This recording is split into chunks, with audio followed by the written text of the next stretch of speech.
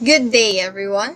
This is Group 4 presenting you It's More Fun in Sustaining the Ecosystem, a report about ecotourism in the Philippines. Today, we will be discussing the following topics. Number 1, the meaning of the term ecotourism, to be reported by yours truly, Patricia Minimo. Number 2, its importance and purposes, to be reported by Ms. Jezabeth Bagadyong. Number 3, its positive impacts to the natural systems by Mr. Joshua Carahay.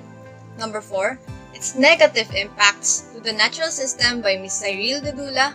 And number 5, recommendations and solutions to the impact to be reported by Ms. Lorraine Barameda.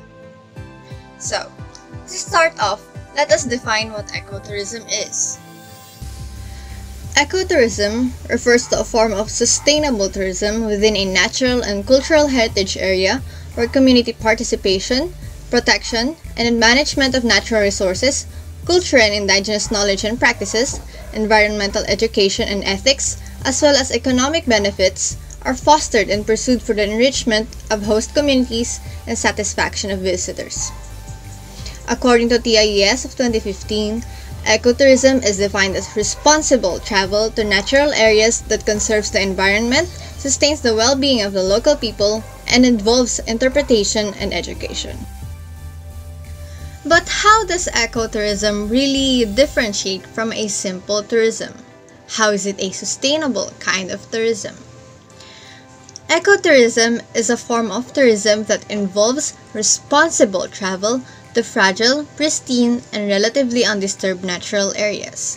These natural areas usually have programs to conserve the environment or sustain the well-being of the local people. Tour operators and accommodation providers act as responsibly as possible, ensuring the protection of flora and fauna in the local area. An ecotourism holiday is also done on a smaller scale compared to a commercial mass tourism, and of course is intended to be low impact. So here are some examples of ecotourism in the Philippines. Number 1, the Masungi Georeserve. Number 2, TUBBATAHA REEFS National Park. Number 3, the PUERTO PRINCESA Subterranean River National Park. Number 4, the Malapascua Island.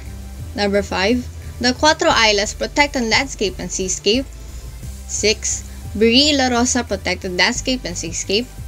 The Mount Apo Natural Park, Mount Hamigitan Range Wildlife Sanctuary, the SIARGAO Island, and the New Israel Eco Park.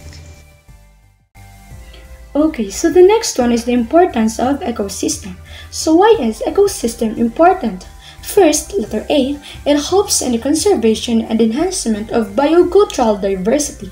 It also helps in protecting and preserving of the natural and cultural heritage, indigenous knowledge and practices, environmental education and ethics. B, it serves as a vehicle for local communities to achieve sustainable development. As ecotourism increases local capacity building and employment opportunities, will also encourage travelers to help protect the environment and contribute to local communities.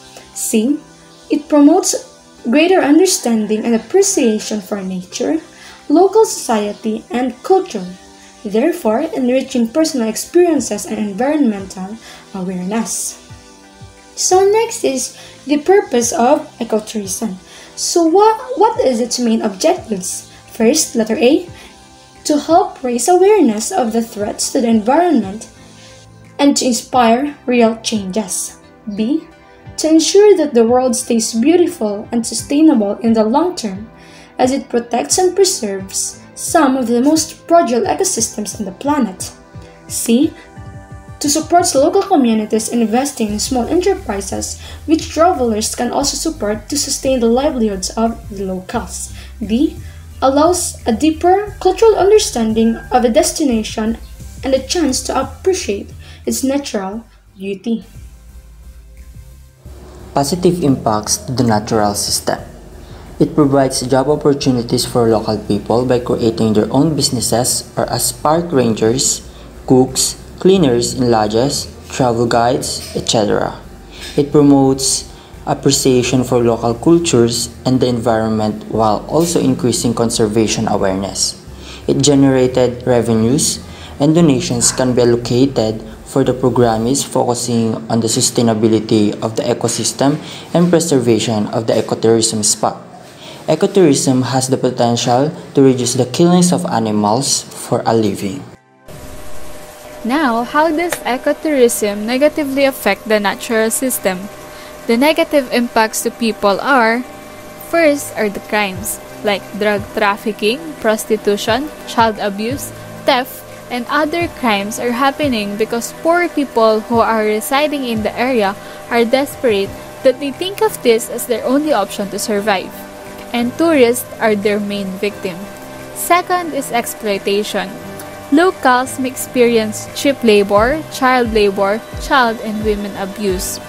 Third is less profit to locals, because the tourism companies seem to be benefiting more in terms of financial than the locals. Lastly, the extinction of cultural identity.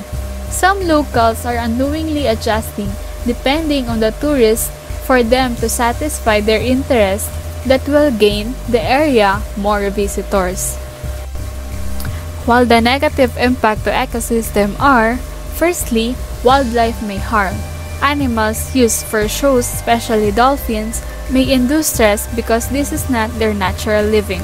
Secondly, destruction of natural resources. Natural resources are destroyed to give way to infrastructure, souvenirs, etc., and we are fully aware that this is not good for our environment. Thirdly, this will result in issues that we may struggle for a longer time, such as soil erosion, deforestation, vandalism, natural habitat loss, soil contamination, and many more. Lastly, pollution is one of the totally negative impacts to ecosystems such as solid waste and litter accumulation, sewage, groundwater, and coastal water. For the recommendations or solutions to the impact, first, the management should establish or integrate a program which educates tourists about the natives of the people in the area. With this, tourists learn about the locals and respect their differences, and also, as a tourist, be conscious of how you display your culture and try not to influence the natives of your own culture. Third one, organizations should establish regulations which limits human interaction with ecosystems. The limitation could be specific boundaries where tourists cannot pass through, or a time schedule which the tourists will be able to explore the ecotourism spot. Commercial buildings should also only be allowed in areas where there is little or no destruction of ecosystem.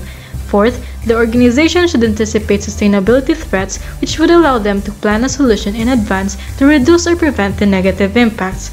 Lastly, local governments or the organization should establish varying units that could focus on properly implementing different policies such as the local contribution and the maintenance of the ecosystem and ecotourism. The division of units allows the units to focus on their own areas, therefore producing optimum effort in executing their roles. And that concludes our presentation. This has been Group 4. Thank you for listening.